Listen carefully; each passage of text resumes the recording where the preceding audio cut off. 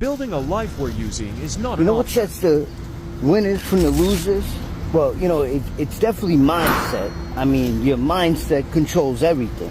But it's about consistency. You know, you gotta have some type of drive, some type of focus. You know, you gotta have goals and you gotta be consistent. Nobody's consistent anymore with anything, you know? I've been working on my business for like almost 5 years. 5 years not making money. But I didn't give up, and I'll never give up. I got sober because I was gonna die. Plain and simple. I know if I pick up a drink or a drug, I'm going to die. I've built a life now that is precious to me. You know, where drinking and drugging isn't an option. You know, my girl said something earlier and it really hit home. She said, you know, we used to pray to die, pray to God, like, you know, because we wanted to die. That's how bad it was. But now we pray to God because we want to live. And we ask God for strength each and every day. I know I do. Because I didn't get sober alone. You know, it took a lot of people. It took, you know, accepting some principles into my life and take a lot of hard work.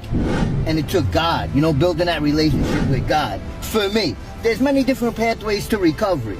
You know, I don't really go too deep into, you know, my story, but recovery is possible.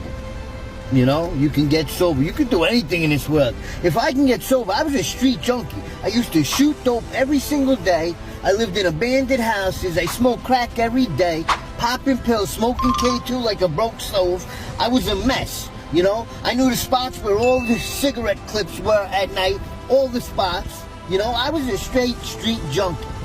But by the grace of God, getting sober, man, and taking some suggestions from people, I do have a life beyond my wildest dreams. Who would have thought it? Listen to other people. And if you listen closely, you'll realize that God speaks to us through other people. And if you stay sober long enough, God will start speaking through you to other people.